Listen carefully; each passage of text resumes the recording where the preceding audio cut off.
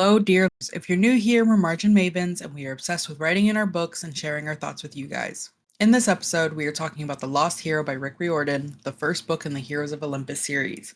We meet an entirely new cast of demigods led by Jason Gray, son of Jupiter, and we find out that he has amnesia, and when he finds himself at Camp Half-Blood, we learn that Percy Jackson has been missing. This smells like gods interfering again, so let's talk about it. We get to meet my favorite demigod, Leo Piper? Valdez. Oh, wow. Wow. Nothing against Piper, but wow. I think she's super interesting. She's an Aphrodite girly that hates Aphrodite. I know. I love her too. But Leo, forever, my heart and soul. I remember reading this book when it came out, Mm-hmm. right? And Mm-hmm. obviously being incredibly confused Mm-hmm. because it's Jason Grace and not Percy Jackson, Percy Jackson, right? Yeah. And one of the first things that I notice in this book is you can just tell that Rick is a lot more comfortable writing Percy. Yes. Like the writing is a Yes. lot easier flowing. Yes. And when we're talking about Percy, I think Jason in this book is just kind of boring. He definitely gets more interesting to me as the series goes on because he starts to really fall into like who he is again. So I'm not really faulting him for the fact that he's boring because I think it's hard to be interesting when you don't remember anything about who you are. Uh-huh. But this one is definitely difficult for me to get through. It took me a while to get through this one. And so basically when we meet Jason, he is in the back of a bus with Piper and Leo, and we find out that to all of them, he has been there, since the beginning. Yeah. And Piper and him have just started dating and everything is great. The kicker is that he has no recollection of this whatsoever. And the Correct. only other person that shows any inclination that he was not always there is Coach Hedge. And he's like, hey, like you haven't been here. And he's very like, this satyr is very blunt about it. He's He's the like, anti-Grover. He is yeah, very, very just he's very blunt. He's very like, did they send you as a test? Like, are you the one I've been waiting for? Like, he just yeah. assumes that Jason knows everything. And Jason is like, dude, I have no idea what you're talking about. Mm-hmm. And then I mean, like, Rick doesn't hold his punches with this book. Like, very quickly, they get into a very big fight scene Very with these dicey. like wind spirits, and Piper gets like thrown off the cliff, and Jason kind of just like goes after her, not knowing Yep. that he can survive it. And so, like, I see some similarities between him and Percy. Like, Rick knows how to write from what I've read in these two series, right? My opinion can obviously change once we get into more of his series. But Rick knows how to write like one type of male protagonist. And he does it well, right? But you can tell that Percy is the favorite, which I get it because Percy is like Rick's self-insert, and Annabeth is his wife's insert. Like, he makes a point of very clearly in like all interviews that talk about them of how he saw a lot of himself in Percy, and Annabeth was written based on like his wife and their relationship, which is why Annabeth and Percy have always been endgame and Right. all of these things. And so Jason ends up getting to Camp Half-Blood, and it's kind of interesting because he immediately is kind of awestruck by how chaotic it is, because the whole thing with Heroes of Olympus is you see the difference between the way that the Greeks are doing things and the way that the Romans are doing things. And obviously we get a little bit more into that in the second book when we see The Roman camp. the Roman camp and everything. But I like that his like inner monologue the entire time is like, what the heck is going on? Why are they doing things this way? Yeah. And what's really interesting to me is he has a lot harder of a time Adjusting. adjusting, and he has a lot harder of a time like gaining his memories back right? Right. Like he is constantly using the Roman terminology. He's fighting like a Roman. He thinks like a Roman, all of these things. He defends the Romans despite not knowing that he's Roman. Like it's all very there, right? I like that Annabeth, her only really point in this entire book is like, I'm looking for Percy. I know something's going on. Right. Um, and like screw Hera, right? Which like fair. I'm a Hera hater. Even if I know that it was for the betterment of the world and to keep, you know, certain forces at bay. The fact that she makes this gamble. She makes this ploy, right? To make it to Huge where the gamble. Romans, yeah, she makes it to where like essentially, right? She is switching Percy and Jason. Like we know this from the first book, so this isn't, spoilers Right. for the rest of the series or anything, but they very quickly catch on of like, oh, Jason has to be from this other camp, this other lineage, and Percy then disappeared at the same time, so this means that they just Right. kind of switch them, right? Um and what's really interesting is that in the original series, we obviously see when Hera and Annabeth have beef, right? Like Mm-hmm. Hera and Annabeth have beef, and Hera starts sending like cows after Annabeth. Like this Mm-hmm. goddess is not opposed to being annoying, and so when it's Percy that gets stolen, it's very personal. Like she didn't just go like, oh, I'm gonna choose like two of the best people from whatever, No, she right? specifically picked Percy. Yeah, because like there were other campers, maybe not to Percy Jackson level, right? Like I'm not saying it doesn't make sense why she did it, but there's definitely like an underlying pettiness to it, because like Percy is Rick's favorite, right? But Jason is Hera's favorite. Mm-hmm. And you can just kind of tell with the way that both of them get treated throughout this ordeal, Yep. right? Like you can Yep. tell, and that we won't go into Percy, that's for the next video, but Jason has a hard time, right? I have a hard time getting through this one I loved it. because Jason I just blasted through doesn't. it.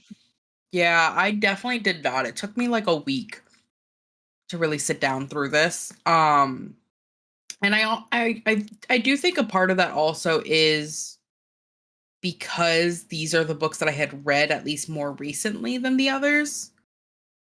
Um, and so I like remembered more of it. So it was harder for me to like stay interested, Right, because you whereas already know the how it's gonna end. You yeah. know where everything's going. Mm-hmm. And so it was a lot harder for me in that way. I also think this series is I prefer the series over the original because obviously they're older, the stakes are a little higher. They're a lot more like as a whole, they're a lot more self-assured in their own abilities. Mm-hmm. And that I like, and the plot lines just tend to be a little bit more interesting. They don't have the like awkward learning curve of like this world exists kind of thing. Um and so yeah, like I like Piper. Love Piper. Yeah, she's pretty interesting. I like that she is very um anti Aphrodite. Aphrodite. Like I think she obviously gets over it through the course of the book, but she's very like, I don't really care how I look, like I don't really care about the materialistic She things. does her own thing. She's her Um own person. She does not let yeah. anybody put her in a box. Yeah, and I do like that even like Aphrodite is aware of this and she like praises it. Like she's like, they really forget that I'm more than just about love, Right. right? Like my kids have done like really important things throughout history, but I'm always just kind of chalked up to like, oh, she's the hot goddess who like cares Mm-hmm. about romance and whatever. Um I like that Piper's first instinct when she gets back to camp is to duel what's her face because she Yeah. sucks. Drew. Is it Drew? Yeah, some androgynous name. And I like that she does that knowing that like the camp and Aphrodite's cabin just like deserve better. It did make me sad when they were mentioning like Selena or Selena. I forgot how. I think it's Selena because it's with an I think I. it's Selena. Yeah. But it did make me sad when that happens. It made me Yeah. sad when they talked about Beckendorf, like Yeah. there were deaths that I just was not Was ready not to fully deal with over. again. Yeah. I love that Hephaestus's cabin gets a lot more detailed and a lot cooler in this one. They're like, oh yeah, we have like underground stuff. Like, you know, it's all I of these love things. Leo. I love that Leo just brings like this fresh. Festus makes me sad. Yes.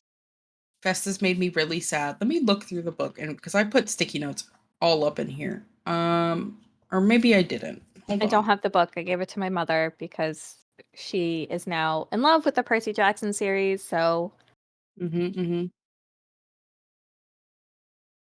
Yeah, one of the notes I have in here is I'm glad Coach Hedge was able to support Jason's theory about not belonging, and also Jason using Roman terminology from the get-go really should have been something that ticked everyone off. yes.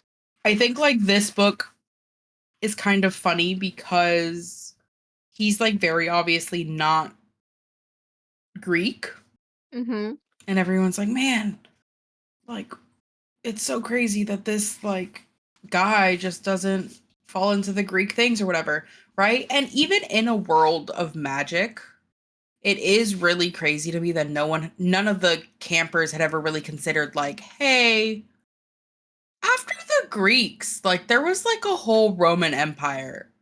Like no one ever sat down and was like, what happened with this? Well, I think if I'm recalling correctly, wasn't that part of like why Chiron couldn't like give Yeah, Jason more information? Like Chiron Chiron obviously knew, knew he had been sworn to not say anything, right? stuff like that. But just like I maybe, imagine like if anybody had started asking questions, Chiron would have like found a way to make them not think of it. yeah, I guess it's just the like English teacher of me that's like, read between the lines, y'all.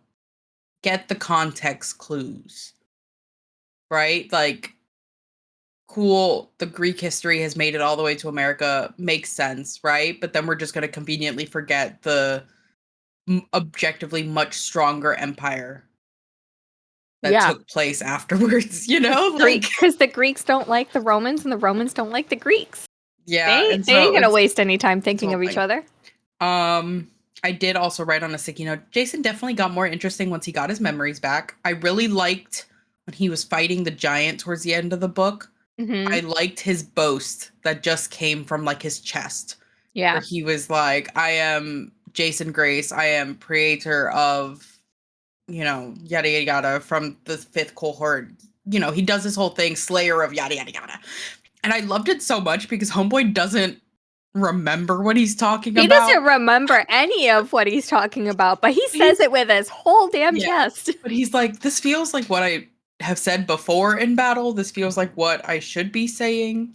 I really wish that Rick had done more flashbacks with Jason because it just once again it really shows that Percy is the like favorite child, right? Like Hmm. because we have seen the series with Percy, we still end up getting like flashbacks, not A little diving into bit, Son yeah. of Neptune, but like we get flashbacks as to what's going on a little bit more.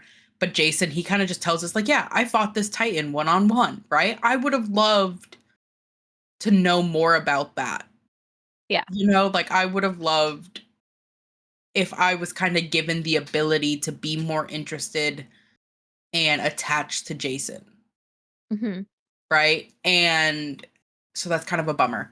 Um, I was really excited that this book meant obviously that we were getting more diverse characters. I think this cast throughout the series is a lot more diverse than the original series. Hmm. Because that's one of the things that's always like struck me really nice about Rick is that all of his books are pretty diverse, right? Like they're not just cookie cutter ethnicities and backgrounds and everything like that. Everyone's kind of got, something that's really cool about them.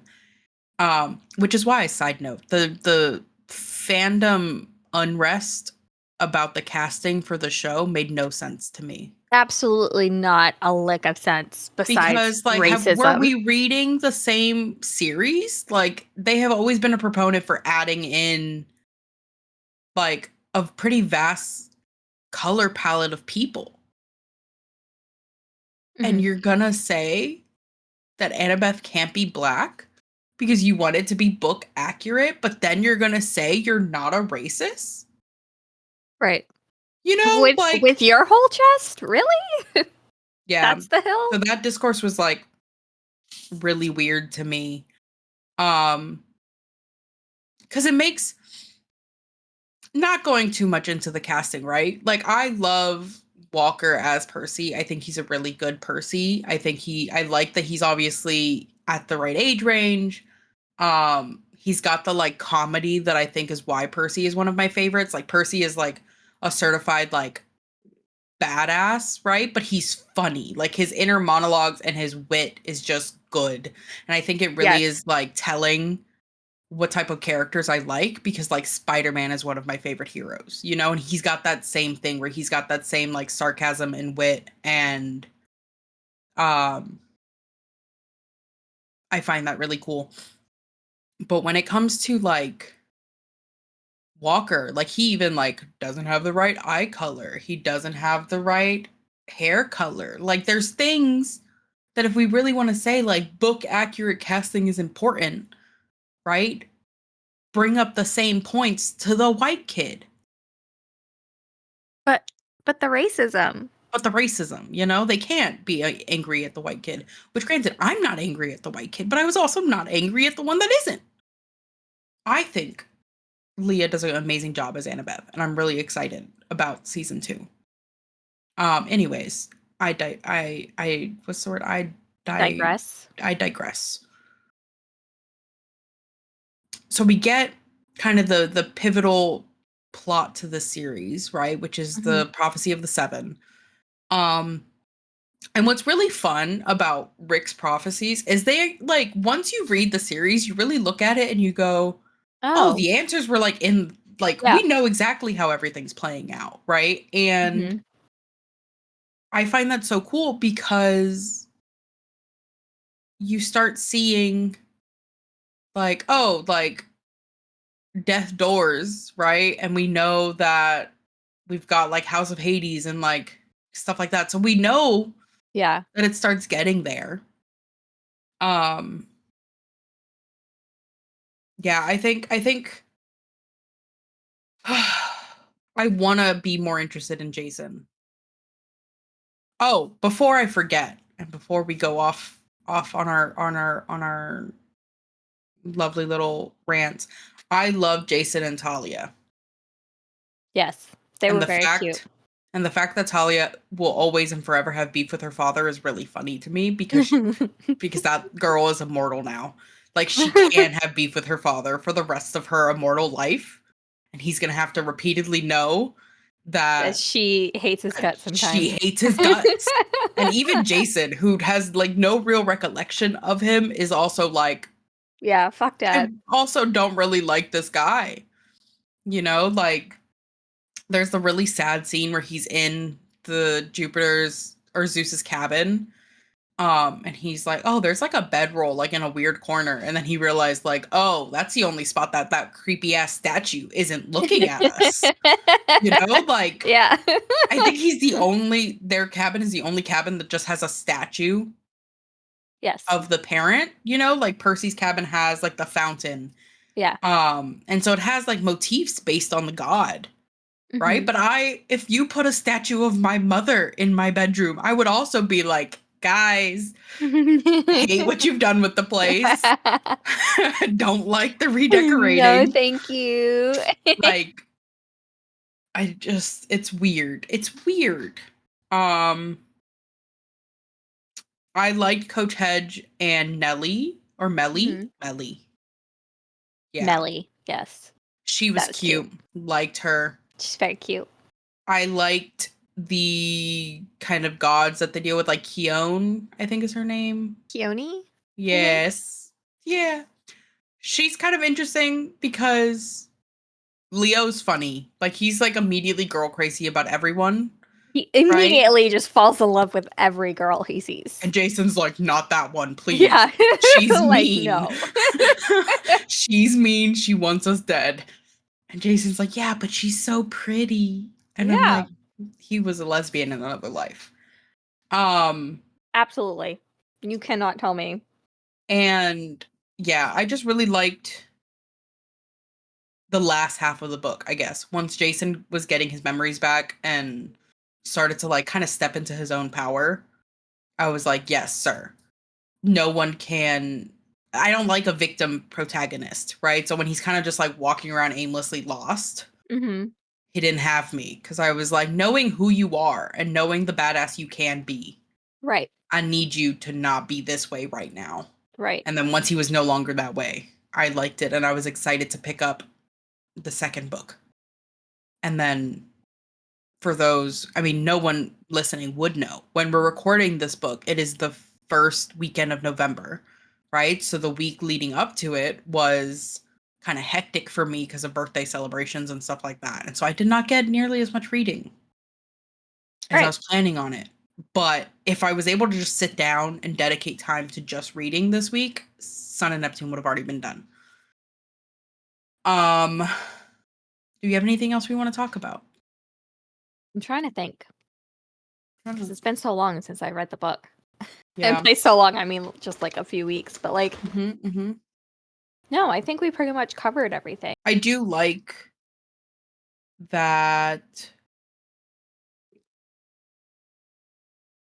Jason kind of like rises to like in rank really high and very quickly once people are like, oh yeah, because that's the thing with like the Greeks is they're very like hierarchy, you know, like Not as much as the Romans are, though. no, but I mean in terms of like they're very like everybody from one god is going to be in one cabin, and so there's a very big rift between the cabins because of like who their parent is, whereas we don't get that obviously in the Romans because they mix them all together in like groups, Right. and I think it makes the children of the big three a lot more approachable, I think, because they're not put off like to the side where they kind of just spend like their cabins are by themselves. Right. Like with the situation that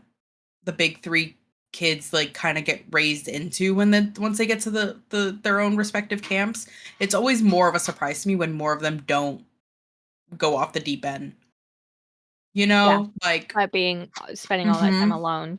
and just like missing out on the like camp experience, because at the end of the day these camps are obviously meant to train you to like fight bad guys in like real life death situations, but they're also camp, like for the kids to not be able to just like Be a spend camper. nights, yeah, Yeah. is tough. But this has been another episode of Margin Mavens. We are super excited to see you in the next episode where we talk about the Sun and Neptune and we get back to Percy Jackson and our regularly scheduled favorite boy syndrome, you know? We hope you have a good one. And goodbye.